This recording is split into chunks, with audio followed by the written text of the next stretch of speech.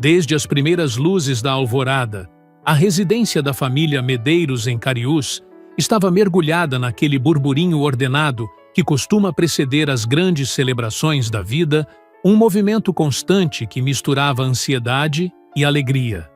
O ar estava impregnado com o perfume doce do jasmim colhido na noite anterior e o cheiro reconfortante do café fresco passando na cozinha, enquanto as vizinhas mais próximas se acotovelavam para ajudar nos preparativos finais.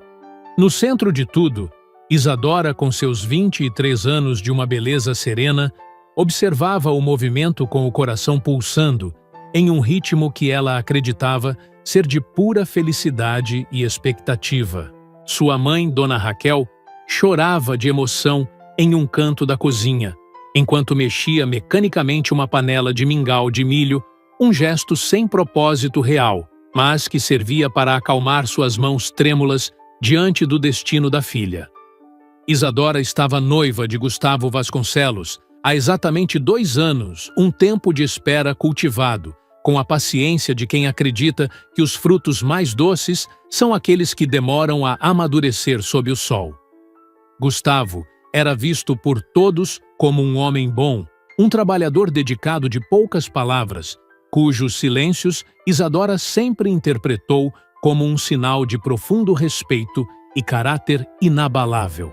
Ela se lembrava com carinho da maneira como ele a olhava desde o primeiro encontro na praça principal, uma seriedade que ela confundia com devoção, mas que talvez fosse apenas o prelúdio da indecisão que ele carregava na alma. Naquela manhã, enquanto as mãos ágeis da madrinha ajustavam o véu de renda delicada sobre seus cabelos escuros, Isadora não conseguia imaginar que a vontade de Gustavo não passava de um reflexo de outra pessoa. Atrás daquela imagem de homem firme, escondia-se um filho fragilizado pelas garras invisíveis de uma mãe que nunca aceitaria dividir seu domínio com ninguém. Dona Alzira, a matriarca dos Vasconcelos, era o tipo de mulher que não precisava elevar o tom de voz para se fazer obedecer, pois seu poder residia no silêncio cortante e no olhar que desnudava as fraquezas alheias. Desde o início, ela vira Isadora com a desconfiança de quem não tolera nada que não tenha sido pessoalmente escolhido por ela para servir aos interesses da sua família. Ela plantava sementes de dúvida no ouvido de Gustavo com a paciência de um agricultor que sabe que o tempo e a insistência podem derrubar até a árvore mais forte e frondosa. Dona Alzira dizia que Isadora era bonita, mas desprovida de ofícios que agradassem a uma casa de posses, e que sua família, embora honrada, não trazia o dote necessário para elevar o sobrenome dos Vasconcelos. Com o tempo, as palavras de Alzira tornaram-se tijolos em uma parede invisível, que foi sendo erguida entre os noivos, transformando a proximidade em uma distância que Isadora, em sua inocência juvenil, preferia não enxergar. Ela escolhera acreditar nas promessas feitas sob o luar pintando seu futuro, com cores vibrantes que ignoravam as sombras que a sogra projetava sobre cada plano do jovem casal. A igreja de pedra de Cariús estava completamente lotada quando Isadora cruzou o portal de madeira pesada, caminhando lentamente de braço dado com seu pai, que tentava disfarçar o tremor de suas mãos calejadas. Os bancos de madeira escura estavam ocupados por quase toda a população da vila, todos vestidos com suas melhores roupas de domingo, criando um mosaico de cores e expectativas sob a luz suave das velas. O padre Fábio, com sua batina impecavelmente limpa, aguardava no altar com uma expressão solene, enquanto o coro de mulheres entoava cânticos que ecoavam nas vigas antigas do teto. Isadora caminhava pelo corredor central, com um passo medido e elegante, que ela havia praticado exaustivamente, sentindo o peso de cada olhar curioso e admirado que se voltava em sua direção naquela manhã quente. Não era vaidade o que preenchia seu peito, mas sim a consciência profunda de que aquele momento ficaria gravado para sempre na memória coletiva daquela comunidade pequena e conservadora, onde todos se conheciam. Ao se aproximar do altar, ela viu Gustavo de costas, vestindo o terno escuro que lhe custara 3 meses de trabalho extra nos campos de cana-de-açúcar da região vizinha. Quando ele finalmente se virou para encará-la, Isadora não encontrou nos olhos dele o brilho de emoção que esperava, mas algo que ela não soube nomear de imediato, um brilho fugidio que se assemelhava ao medo. O padre Fábio iniciou a cerimônia com as palavras rituais de união, mas o ar parecia ter se tornado subitamente pesado e difícil de respirar dentro do pequeno templo de pedra e cal. Gustavo inclinou-se levemente em direção a Isadora e pronunciou palavras em um tom de voz tão baixo que somente ela, no centro de sua angústia crescente, pôde realmente ouvir. As palavras dele soavam como algo que fora escrito por outra mão, um roteiro decorado sob pressão e proferido por alguém que já não era dono de suas próprias vontades diante da autoridade materna. Ele pediu que ela o perdoasse, disse que não poderia seguir adiante com o compromisso e que sua mãe tinha razão ao dizer que aquela união não seria conveniente para ninguém.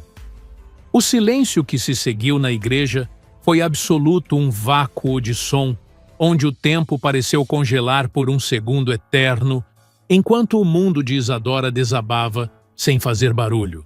Sem dizer uma única palavra, sem derramar uma lágrima diante dos curiosos, Isadora deu meia volta com uma dignidade que surpreendeu a todos os presentes e saiu da igreja sob a luz ofuscante do sol. Ela não se lembraria com clareza dos minutos que se seguiram, apenas do calor batendo em seu rosto e do murmúrio que se ergueu atrás dela, como uma onda de choque que percorria os bancos.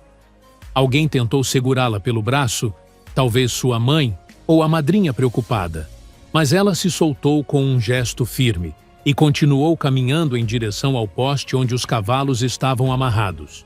O animal que ela escolheu era o cavalo do sacristão, um bicho baio e robusto, que a olhou com a indiferença tranquila de quem não compreende as tragédias humanas, nem as humilhações públicas sofridas no altar.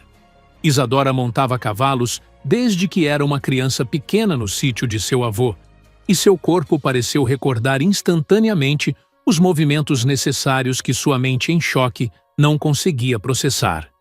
Ela desatou as cordas com mãos firmes, subiu na sela e partiu em um galope acelerado pela estrada de terra vermelha que levava para as montanhas ao norte de Cariús. Ninguém teve a coragem ou a agilidade de segui-la naquele momento, e se alguém tentou, não conseguiu alcançar a noiva que fugia vestida de branco sob a poeira que subia da estrada seca.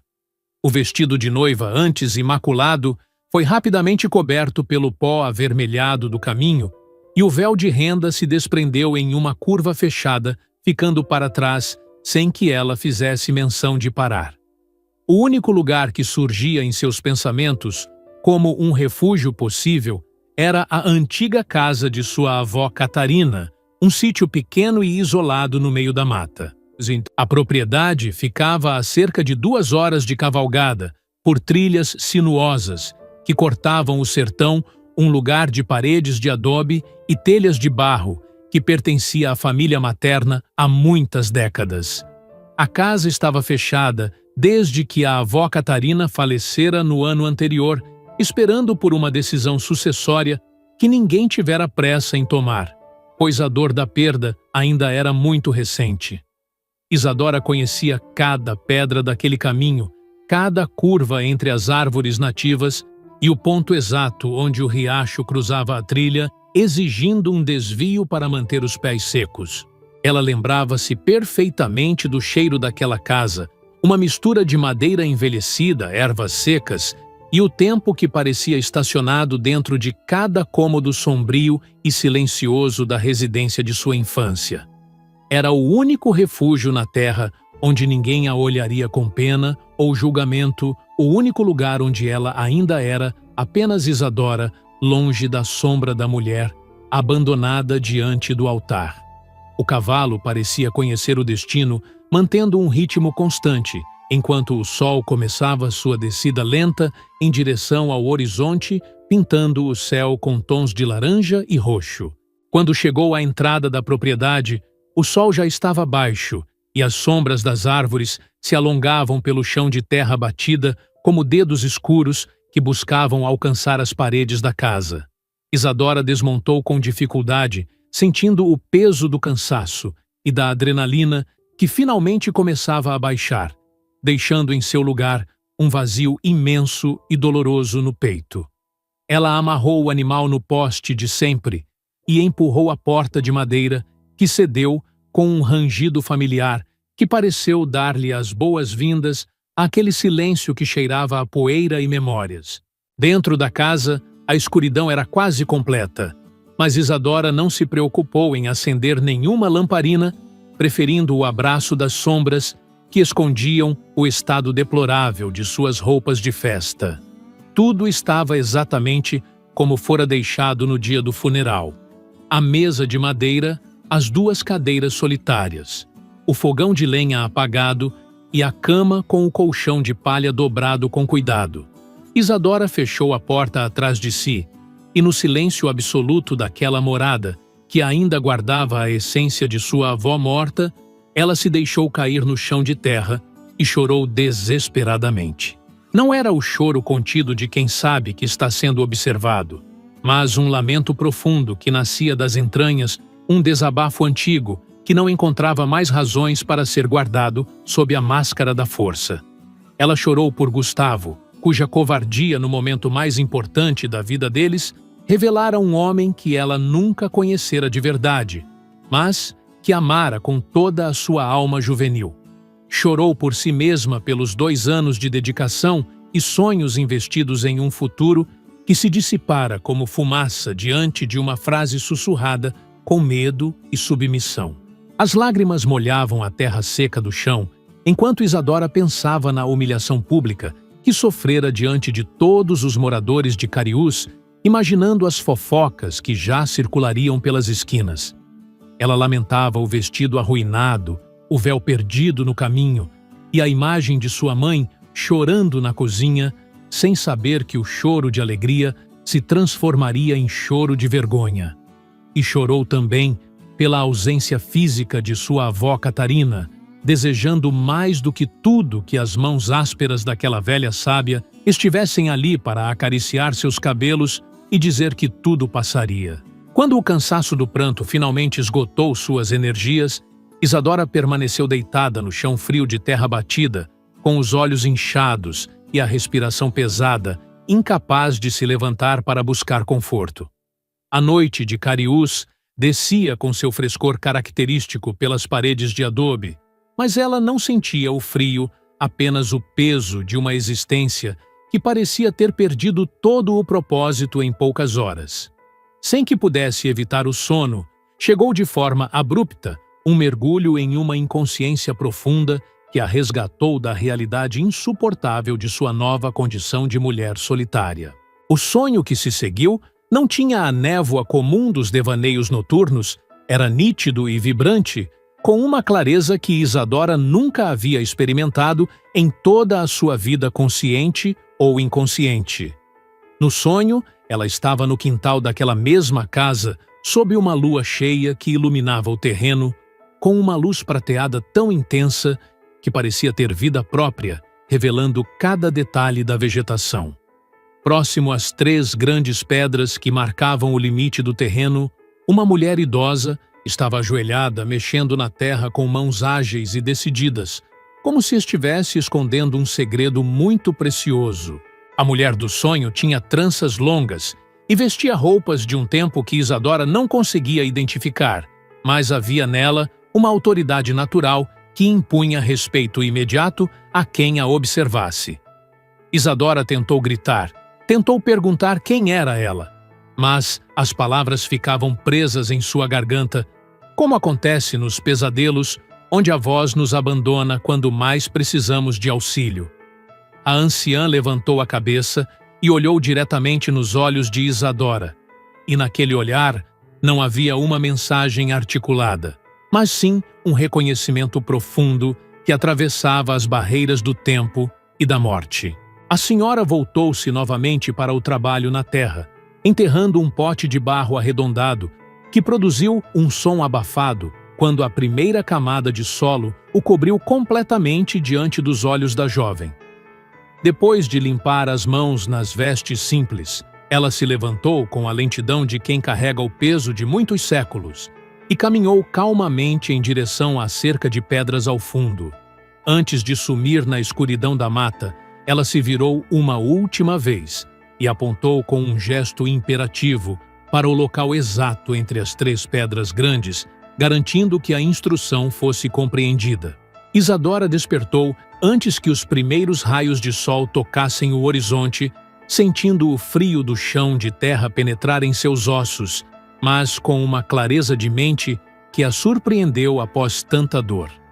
Por alguns instantes, ela permaneceu imóvel, tentando organizar as memórias da noite anterior, o altar, a fuga desesperada, o choro exaustivo e, por fim, aquele sonho que parecia mais uma visão.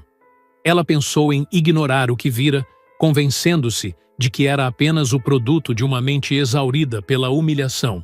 Mas algo dentro dela, uma intuição ancestral, não permitiu que ela desistisse. Levantando-se com o corpo dolorido, ela tateou na escuridão até encontrar a lamparina de azeite que sua avó sempre mantinha no mesmo lugar, ao lado da porta de entrada da pequena cozinha. Com as mãos ainda trêmulas, ela acendeu o pavio e saiu para o quintal, onde a luz do amanhecer começava a atingir o céu de um cinza pálido, permitindo que ela visse as formas das árvores. As 3 pedras grandes estavam lá, exatamente onde sempre estiveram cobertas de musgo e poeira, guardando o segredo que a mulher do sonho havia vindo revelar na calada daquela noite de sofrimento. Ajoelhando-se na terra fria, Isadora começou a cavar com as próprias mãos, sentindo o solo sob suas unhas, percebendo que a terra naquele ponto específico parecia mais solta do que no restante do terreno. Ela cavou com uma determinação silenciosa, removendo punhados de solo úmido, até que a cerca de 30 centímetros de profundidade, seus dedos tocaram algo duro e frio que não era uma pedra. O coração de Isadora disparou, enquanto ela limpava cuidadosamente os contornos do objeto, revelando a forma arredondada de um pote de barro selado com uma mistura antiga de cera e argila endurecida pelo tempo. Com as 2 mãos, ela retirou o pote pesado da terra, sentindo o peso de algo que parecia carregar mais do que apenas matéria física, como se estivesse segurando um fragmento de uma história esquecida. Ela levou o objeto para dentro da casa, colocou-o sobre a mesa de madeira e buscou uma faca pequena para quebrar o selo de proteção que o mantinha fechado há décadas. Quando a tampa finalmente cedeu, o conteúdo, revelado, fez com que Isadora perdesse o fôlego por um instante. Dezenas de moedas de prata escuras, mas intactas, que haviam circulado nos tempos do Império. No meio das moedas, envolto em um pedaço de linho amarelado pelo tempo, havia um papel dobrado com extremo cuidado, contendo uma mensagem escrita com uma letra pequena, apertada e firme de quem sabia escrever. A nota dizia: "Para aquela que vier depois de mim, quando o mundo não a tratar com a bondade devida, saiba que você nunca esteve sozinha nesta caminhada amarga da vida. O sangue desta família guardou este pequeno tesouro para que você o use com a sabedoria dos antigos e nunca se esqueça de sua verdadeira origem e valor. Com amor, Estela." Isadora leu e releu aquelas palavras simples 3 vezes, sentindo uma conexão profunda com aquela mulher, sua tataravó Estela, cujo nome ela só ouvira mencionar raramente em conversas sussurradas entre as tias mais velhas. Estela fora uma mulher de quem pouco se falava, uma figura mística, que vivera muito antes de Isadora nascer, mas que parecia ter previsto que uma de suas descendentes enfrentaria um momento de escuridão total. A jovem guardou a nota no único bolso escondido que mandara costurar em seu vestido de noiva, um detalhe prático que agora servia para proteger seu segredo mais valioso. Enquanto a luz do sol inundava a cozinha, Isadora sentiu uma mudança profunda dentro de si, algo que não era apenas o alívio de ter encontrado dinheiro, mas a percepção de que sua história não terminara ali. A humilhação no altar de Cariús, embora dolorosa e real, não passava de um capítulo difícil em um livro muito maior que ainda estava sendo escrito por suas próprias mãos e escolhas. Pela primeira vez desde o dia anterior, ela sentiu que a vida lhe oferecia uma nova oportunidade de começar não como a noiva abandonada, mas como a herdeira de uma força ancestral. Nos dias que se seguiram, Isadora decidiu que não voltaria para o convívio do povoado imediatamente, pois precisava do silêncio daquelas montanhas para entender como usaria aquela bênção inesperada que o tempo guardara. Ela começou a limpar a casa com uma energia renovada, abrindo todas as janelas para que o ar estagnado desse lugar ao vento fresco que soprava das serras vizinhas durante as tardes calmas. Ela acendeu o fogão de lenha, preparou refeições simples com o que encontrou na despensa e começou a planejar a restauração daquele refúgio que agora era por direito de alma sua única morada. Isadora usou as moedas de prata com extrema parcimônia, descendo a vila vizinha de vez em quando para comprar sementes, ferramentas e alguns suprimentos básicos para manter sua independência na casa da montanha. Ela aprendeu a consertar o telhado onde as goteiras começavam a ameaçar a estrutura de adobe e limpou o poço artesiano que sua avó Catarina sempre dizia ter a água mais pura de toda a região de Cariús. Com o passar das semanas, a casa foi ganhando vida nova, e Isadora descobriu que o trabalho manual tinha o poder de curar as feridas que as palavras cruéis de Gustavo haviam deixado. Dona Alzira, a sogra que nunca fora, enviou um mensageiro ao sítio no final do terceiro mês, trazendo uma carta selada com a arrogância típica de quem acredita que o dinheiro e o status podem comprar o perdão alheio. Na carta, Alzira dizia que o que ocorrera fora lamentável, mas necessário para o bem maior das famílias, e oferecia ajuda financeira para que Isadora se restabelecesse em outra cidade, longe dos comentários do povo. Era uma oferta de exílio, disfarçada de caridade, uma tentativa de limpar a consciência dos Vasconcelos, enquanto mantinham Isadora sob o controle de sua suposta generosidade controladora e humilhante. Isadora leu a carta com um sorriso triste nos lábios, dobrou o papel e o entregou de volta ao rapaz, mandando dizer que não precisava de nada e que estava muito bem instalada em sua nova vida. Ela não sentia ódio, pois o ódio exige uma energia que ela preferia dedicar ao cultivo de sua horta e à criação de 2 cabras que adotara para garantir o leite e o queijo de cada dia. A independência que o tesouro de Estela lhe proporcionara era, acima de tudo, a liberdade de não ter que aceitar migalhas de quem tentara destruir sua dignidade diante de toda a comunidade. 6 meses após sua chegada solitária e desesperada, Isadora recebeu a visita inesperada de sua mãe, Dona Raquel, que chegou a cavalo com os olhos marejados ao ver a transformação da antiga casa da avó Catarina. Raquel ficou parada na soleira da porta, observando o jardim de ervas medicinais, as flores que emolduravam as janelas e a serenidade que emanava do rosto da filha, que agora parecia muito mais velha e sábia. "Pensei que encontraria você sofrendo na escuridão", confessou a mãe, sentando-se à mesa para tomar o café colhido e torrado pela própria Isadora com as técnicas que aprendera observando os vizinhos. Isadora explicou que a solidão não era sinônimo de sofrimento, mas sim um espaço sagrado onde ela pudera se reencontrar e descobrir que sua felicidade não dependia da validação de um homem fraco ou de uma sogra amarga.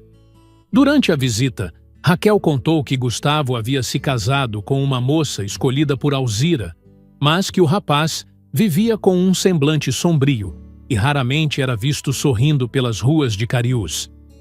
Isadora ouviu a notícia com a indiferença de quem lê sobre estranhos em um jornal antigo, percebendo que o destino dele já não tinha qualquer poder sobre as batidas do seu próprio coração livre.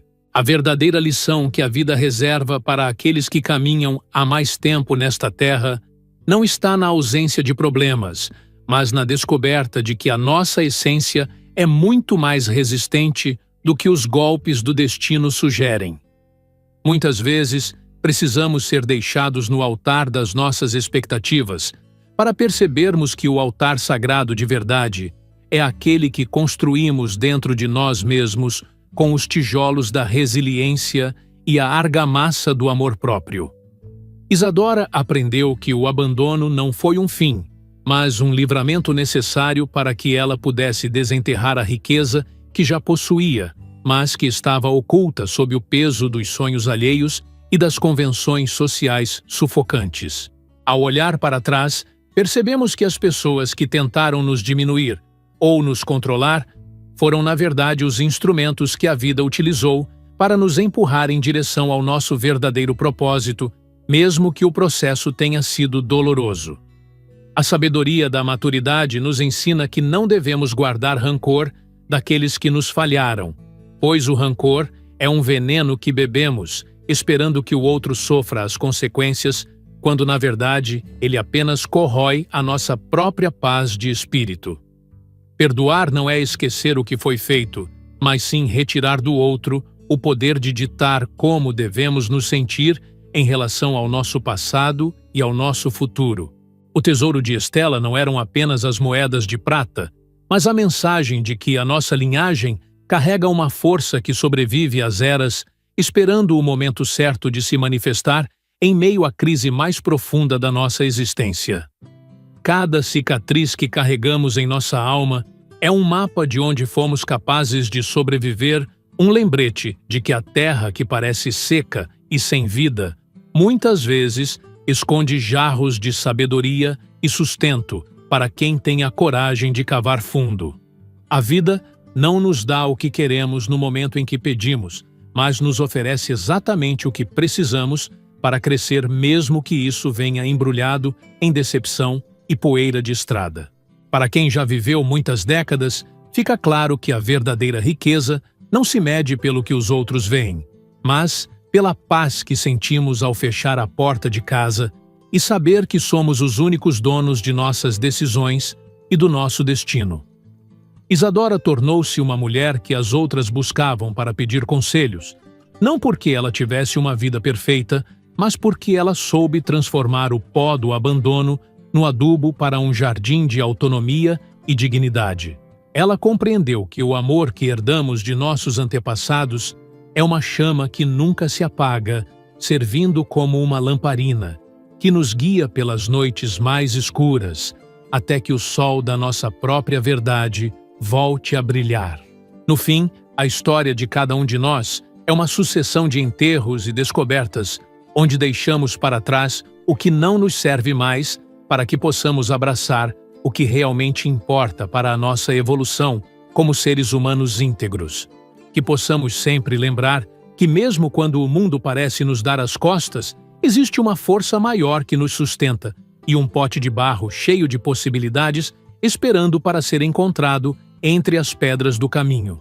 A vida é um mistério generoso para quem sabe esperar trabalhar e, acima de tudo, confiar que o melhor de nós ainda está por vir, guardado pelo tempo e pela sabedoria de quem nos amou antes mesmo de nascermos.